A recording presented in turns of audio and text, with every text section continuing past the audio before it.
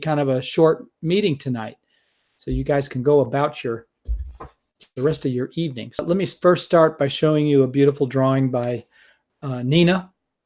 I just asked her if I could share this with you guys. She was sharing it with me in our one-on-one session. Just a great example of a drawing of a child, somebody Nina actually knows, somebody in her world. But anyway, it's just a good example of children's illustration as fine art. What's helpful about this is to notice here is the way she has used values for her pencil drawing as if it were a painting. So she's used the darks, lights, and midtones as a way to sculpt the child and give her real form, and also to make her pop out and make out the things that Nina wanted to show us, wanted us to look at. She used value to help us see that clearly, those parts of the picture that are the focal point. So it's a great example of painting with a pencil, I think, and without overworking it, and just keeping the softness and the subtlety and the light touch, which is childhood, right? It was just a great example of a very sensitive drawing that also tells a bit of a story.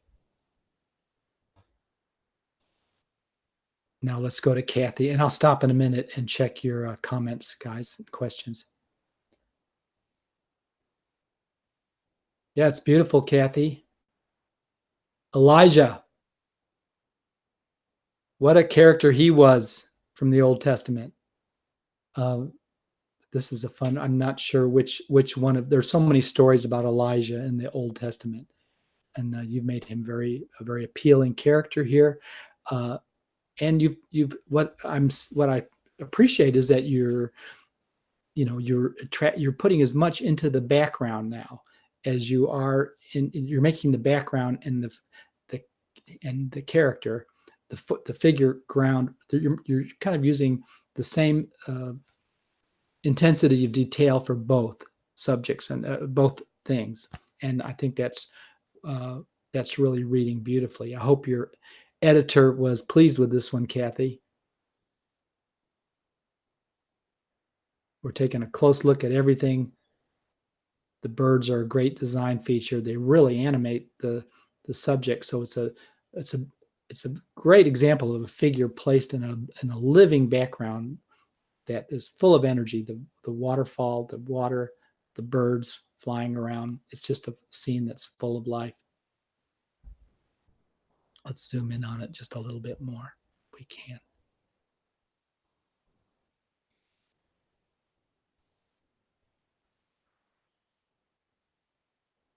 Yeah, and I see the design elements in play here. I see the shapes, the lines, color, value, really nice value work, and the way you've got Elijah next to this green foliage, dark, and like a stage set, but the stage lights are on him, so we see him, and the contrast, the light dark contrast, is just very effective in this scene. It has a quality of stage lighting to it that's just really works. What's the story, Cathy? What is the crow bringing him? I'm not familiar with that one. I had to illustrate Elijah once for a book of children's Bible stories. So I enjoyed reading about him when I was doing my research. Let me see how you guys are talking here. Oh, okay, Judith. Oh, that's fine. We'll be we're going to have another chance on May 15th for you to upload work. And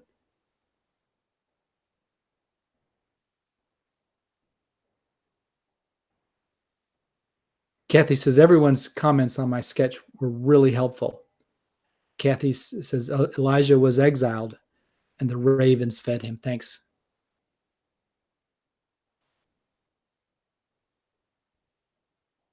Hey, Phoebe.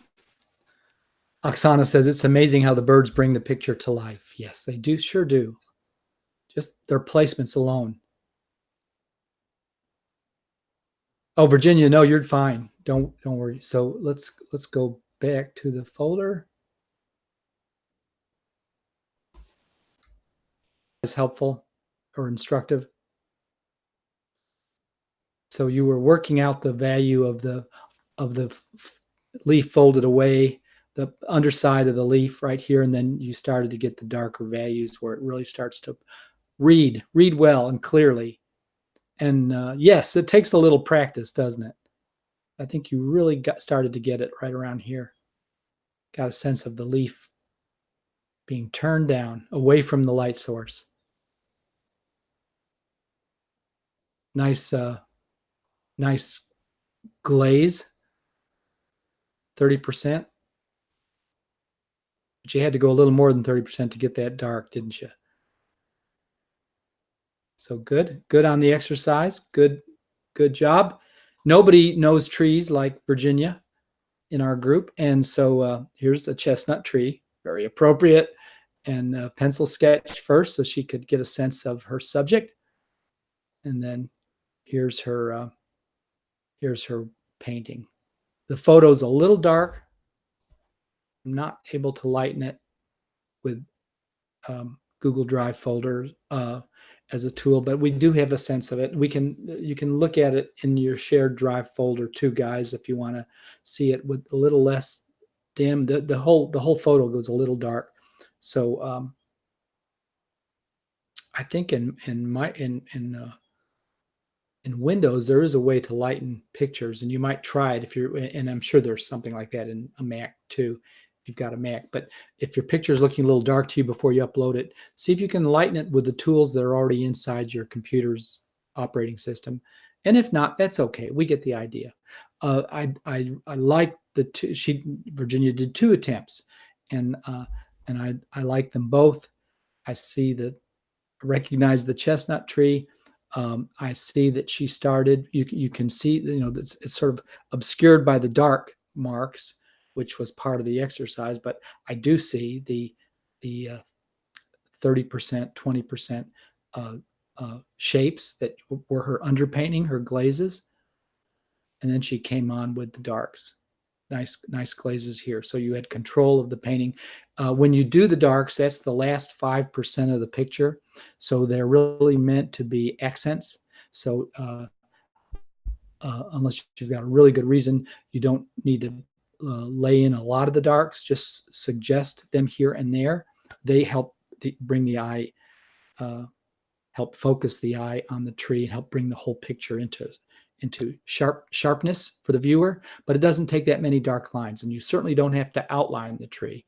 Remember, one of the tricks was to bring the blue sky right up to the white, so the sides of the tree were white, like the sunlight was kissing it from either side, highlighting it instead of the heavy dark outline.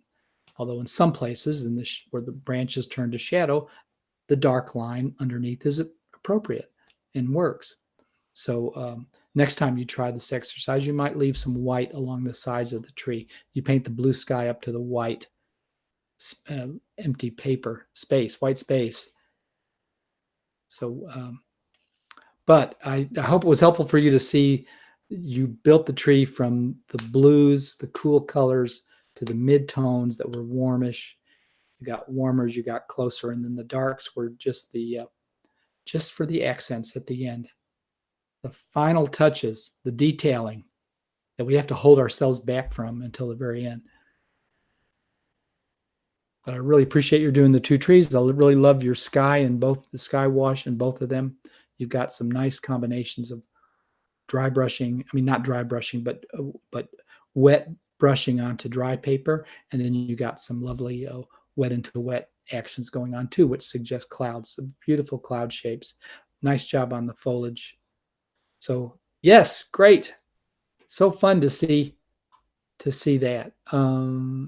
See what you did with that. All right, let me check on comments.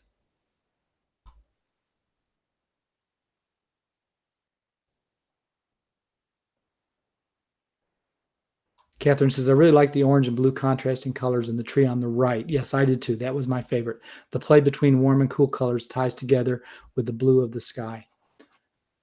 Sylvia says, great job, Virginia. Yes, the bamboo leaves are tricky. I like the painting the best.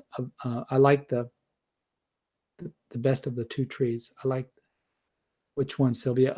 Judith says, "What do you think of goat hair brushes?" They're fine. I would suggest. I don't know. I mean, I don't know if I've ever held a goat hair brush, but if it's a natural hair brush, there's a reason for that brush to exist, and so you might try it and see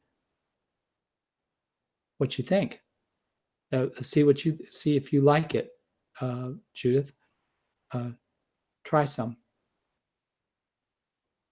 Virginia says the tree on the left was done first. Then I saw my more colorful one, so she did another, but maybe it was done too quickly. The left one is more realistic. Well, they're both really nice, and they're both nice for different reasons. And I like the one on the right just because the colors were brighter. Judith wants to know where she can get some goat hair brushes. Judith, why goat hair brushes? I'm curious. And I would just say check your friendly online art supply places or local brick and mortar art supply place.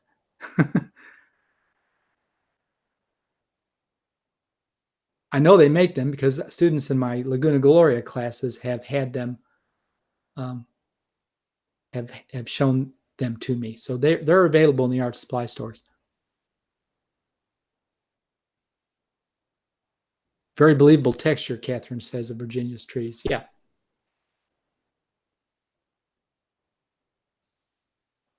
Okay. And Virginia liked the bamboo leaf assignment. Good. Good. All right. So back to.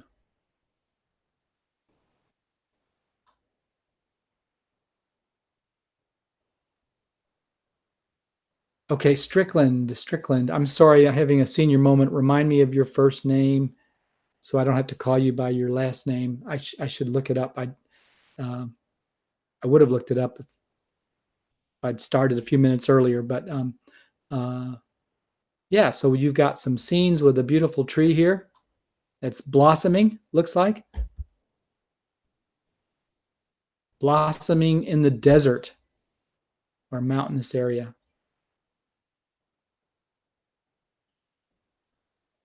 Yeah, the glazes look a little. I appreciate what you're doing with the glazes. They don't look like they're all controlled 20 to 30% glazes, like the exercises and the videos we're talking about. But I like the work you did on the tree.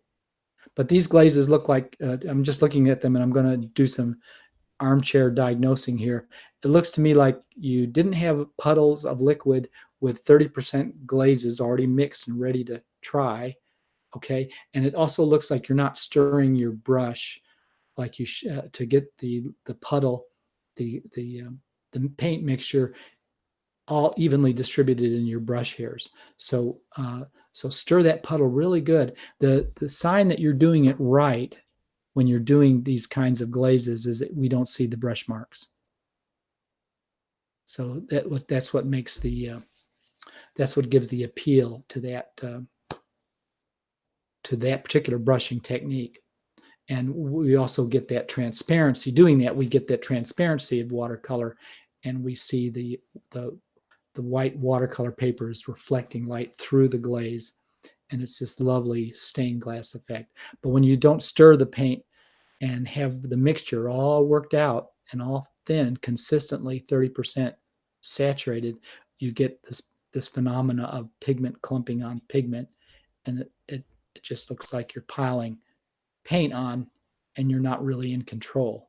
So that's what we want to watch on that kind of exercise. But I am glad you did this. Let's look at your fun, really cute scene, and I'm really appreciative of this scene. I love how you've got the figures against a dark background so we can see them and we can have fun knowing exactly what it is we're looking at. The characters, the ghost looks scared at whatever the witch is stirring up. So I think this is a successful little image. Is this your Halloween card? Love the witch's shoes. You guys have any comments for her about her characters or her little scene? Are you working on a Halloween story? It's a good time to be thinking ahead toward Halloween. I like the watercolor treatment too in this. You could experiment a little more with maybe the glow coming out of the pot by lightening the values on the maybe the witch's tummy. The purple could be a lighter value. You could have lighter values around the in the background around the pumpkin to get a sense that he's glowing. I wouldn't be outlining his eyes.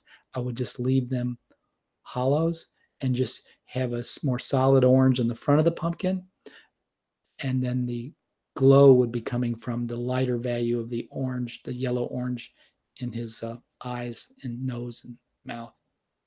You know how that works. Yeah, so the dark lines get in the way of the glow that we're that would be fun to experience. And then you could have these glows casting some shadows in here too. Little things, uh, but clearly that pot could be a great light source for the scene. And I think you intended it that way, but you want to light it accordingly. You know, if that were the case, the side of the pot would be dark, but the light values would be inside the pot and it would be emitting a glow. You know, maybe the gray of the cat would be lighter where he's looking down. Anyway, yeah, but it's that's just a nitpicking. This is a fun little composition. And there are some glazes. Yeah, so when you put the spots down, you want your mixture to be stirred well enough that when you apply the brush to the paper, you get an even glow, and we don't see brush strokes. We get instead like stained glass, a solid piece of stained glass with the light coming through. Okay, I love this little serpentine line down here with the different values on it. The bamboo leaf takes some brush practice, and it's nice to have a brush that comes to a real sharp point. I think you got the right second value right here. And I appreciate your trying a tree.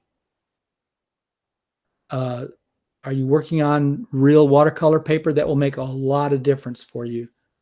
So this looks like it might have been torn out of a Strathmore pad or something. If it's not 100% rag, it'll do this to the paint, and you won't have the fun of putting in true watercolor glazes. So try these exercises on your best paper, and it'll be more rewarding for you, is what I think.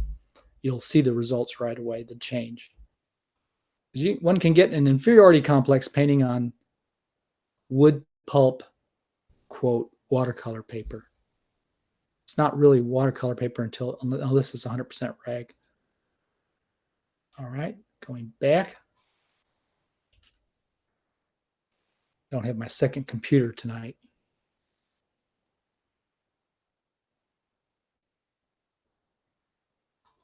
Check your comments, and then we'll go into the folders. Oh, look at all the comments.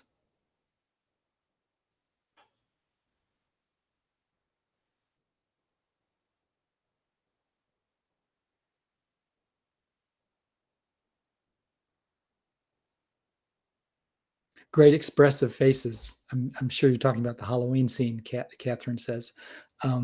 Yeah, kids would love this. I agree, Catherine. Virginia says, I've never had a goat hair brush, but I love Isabee's squirrel-haired ones. Yes, I do have some of those, and I like them too. Natural hair brushes are special.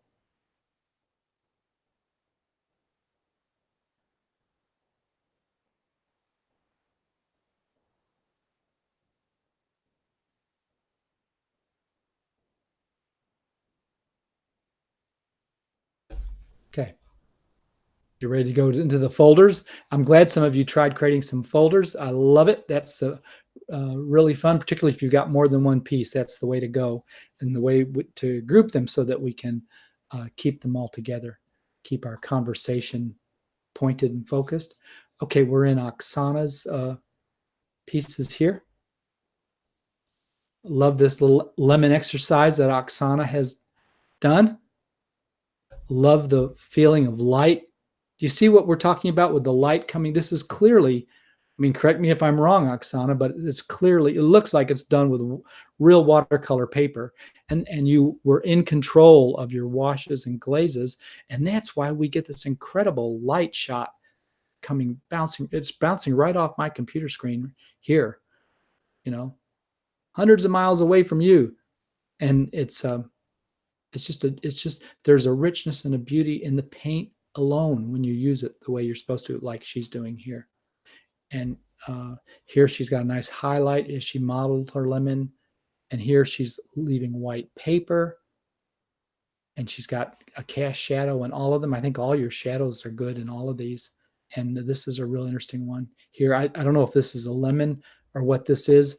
Might be a different, a seed. Almost looks like a peach seed or something. But anyway, or it could be the lemon just abstracted or glistening with light bounce, light reflections. But they're all beautiful. And do you see how we don't really see Oksana's brush strokes? We just see color and light, right? And cast shadow. And that's the effect we can get with watercolor. And that's what we're trying for. We want to make it seem like it just appeared full blown on the page and that nobody had to work really hard to create it. Like it was just there. It just happened. Another fun little exercise. Like these roosters very much. You have a way with roosters. It's not the 20% well, parts of them are the 20%, 30% glaze, but the others seem to go into almost like 10, 15%, 11%, 4.5% saturation glazes. But it's wonderful to practice painting like this so that you're able to control, and we'll see examples of this in a second, where you're able to, you say to yourself, I'm going to put down a 20% saturation glaze with this passage. And now I need a 30%. Now I need a 60%. And you know what you need in the way of values. You know what they look like when they're right. And you put them down. You're in charge. You're the boss of it. And these are a real good example of what to do with real light washes, light glazes, sort of wet into wet color mixing on the paper. Your big ingredient, your big active ingredient here is the water moving the little bits of pigment around the cotton fibers to what beautiful effects you get. Now what Oksana will do is she'd go in and start adding her midtones and darks with more glazes, just like we did the bark on the tree in the video exercise, like Bud Biggs shows us how to do in his great book, Watercolor Workbook. So yeah, this is just real fun to see. And again, this is what professional paper looks like when you're painting on it the right way. So let's go to the next one. Here's, now see the cobalt blue would be, I would say, is an example of maybe a 30% glaze. And then these are lighter glazes. And she's done some mixing. Look at all the beautiful things that can happen when you push two paint colors together and let them mix on the paper. This is a lovely example of glazing. She glazed the violet over the blue underwash. I think that was the sequence. It's a beautiful gesture in here. So pretty. One never gets tired of looking at this kind of work. And then this was the exercise where we painted a 20% rectangle of a color, and then we started glazing 20% swatches over each of the rectangles above the different colors. And before you lay a glaze over another glaze, it's important to remember to let the first glaze completely dry. And then you'll get these nice crisp edges. You'll get this precision of the overlays where you see the form underneath. I'm thinking some of these look like the underpainting had not completely dried, and so when you laid the color over it, it was still a little damp, and so we did not get the sensation of looking through a colored gel to see the underpainting. like you do with these others. And see, Oksana was creating her own new colors in these little areas where one painting is painted over another.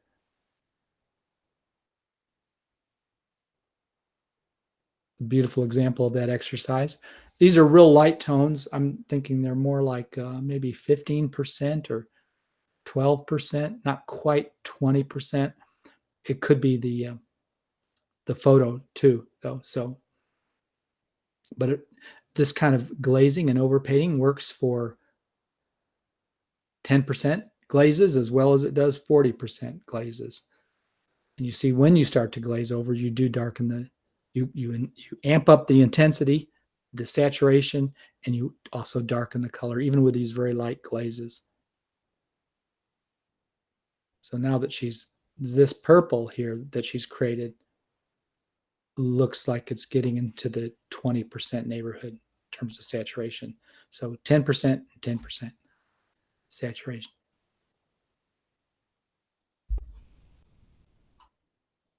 And there's Oksana's tree, her second attempt. It's quite lovely.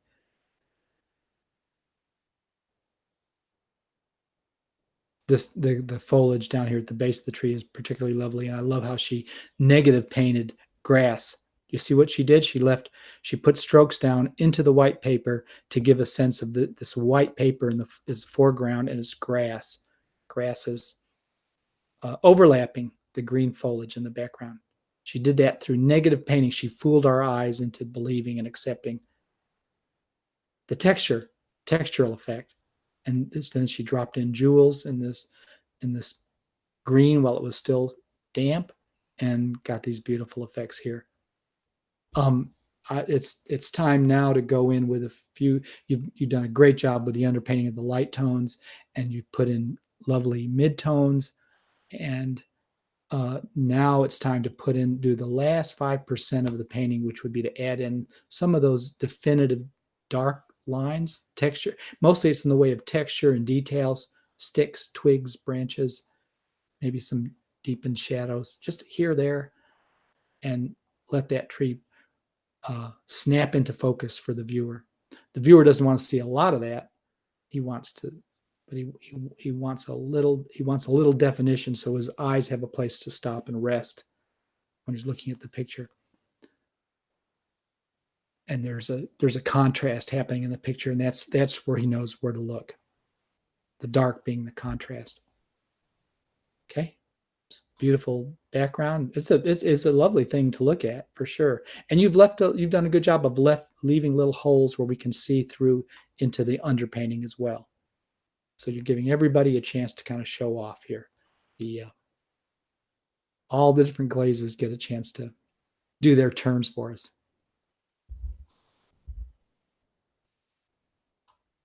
There's your first attempt at the tree. Well, this one has more definition and is graphically stronger because of it. And so I like, these are an interesting pair here.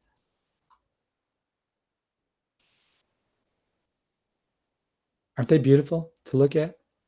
When you're painting in this way, glazing up, painting shape over shape over shape, without trying to overdraw the subject, you are having a conversation with the viewer, and it's like you're inviting the viewer into the conversation. You're not just doing all the talking and doing all the work for him or her. It's a back and forth. You show some things, the viewer notices some things, the viewer participates. It's almost like the viewer is painting the picture along with you, and they're contributing, they're co-creating with you. So you don't have to be too uber specific with your subject matter details or your lines, although line is a basic element of design. Doesn't have to be an outline, a photo rendering. It doesn't have to be a tall order of draftsmanship. It just has to help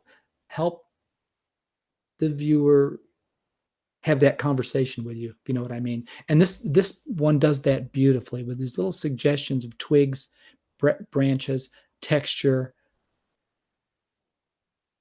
I mean, this is so easy to accept this tree and to feel engaged with it and want to keep looking at it. Do you know what I mean? Are you having that sensation too when you look? And yes, you did a great job with this rather tough exercise of the bamboo leaves, Oksana. And I like how you dropped in a little more green on the part of the leaf that was perpendicular to the ground in the sky, because there would be shadow on that side as well if it's turned down